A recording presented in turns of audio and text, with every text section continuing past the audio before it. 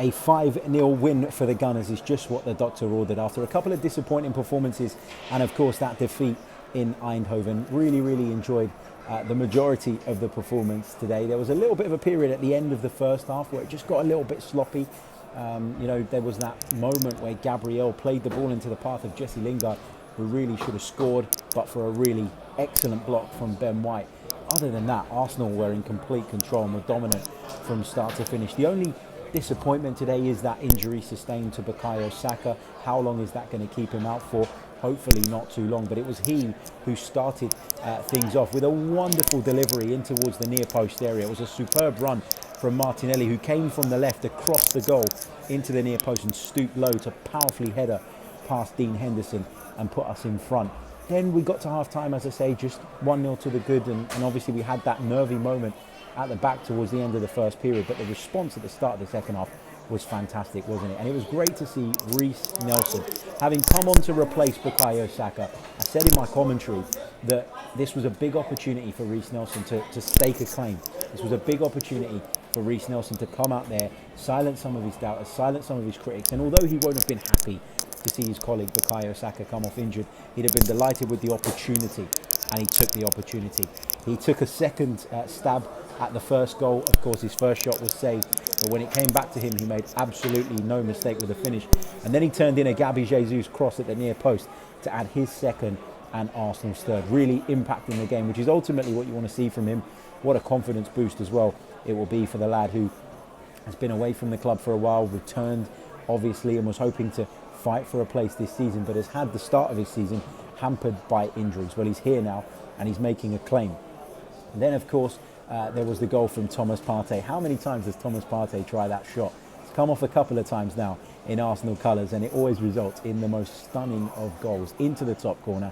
Henderson with absolutely no chance. And at that point, Mikel Arteta felt he could start making changes with Thursday and, of course, Sunday in mind. And then Martin Odegaard caps off the 5-star performance with Arsenal's 5th goal. Brilliant finish from him, powerful, emphatic. That's what you want to see from Odegaard sometimes, because he just lacks a bit of that in those situations normally, and it can be a little bit frustrating, but he took the chance excellently after a well-worked move, and when the ball came to him, he just dropped the shoulder, shifted the ball to his stronger left foot and rifled it into the back of the net. So yeah, look, a really good outcome in the end, and as I say, we got to take some players off early, we got to rest a few people, and we should be hopefully in good shape going into next week, which is going to be a tough week. You know, the game against Zurich, we need to get the result to secure top spot in the group, which is hugely significant. I've talked about that over and over again. And then, of course, a trip to Stamford Bridge next weekend, which is never easy. And they'll be wanting to respond as well after that battering that they took at Brighton just yesterday. But look, overall, a really good performance. I thought Thomas Partey today was superb, just dictating the play. I thought actually Forest's mistake was probably not trying to cut out the balls into Thomas Partey more, not getting in and around him, not getting close enough to the Ghanaian, because when he ticks and he can play those line-breaking passes, which he did at least 7 or 8 times today to really great effect, Arsenal are a really difficult force to handle, because once that line is broken and the runners from midfield in Odegaard and Xhaka start joining the wide men and the centre forward, it becomes difficult for defenders to know who to pick up and know who to mark, and they can't cover every single space. I thought Forest were a little bit naive in that sense, but Arsenal still had to make them pay, and some of the finishing today was superb. As I said right at the top, you know, a 5-star victory, 5 goals is just what the doctor ordered after the week that we've had. This was a must-win game, and I said going into it that I thought it would be difficult. So you can imagine my delight at the fact that we've beaten them by 5 goals to 0.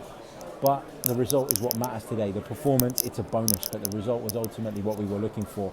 Arsenal go back to the top of the Premier League, which is fantastic, ahead of Manchester City again. And we've improved our goal difference, I read just now, something like 35% today alone.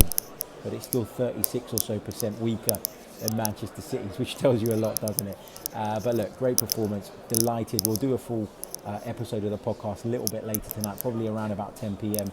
We'll be live and we'll bring you all the reaction from this one, and we'll analyse it a little bit deeper, and we'll go into all sorts of different conversations. Make sure you join me for that. In the meantime, leave a like on this video, subscribe to the channel if you're new, and I'll catch you all soon. Cheers.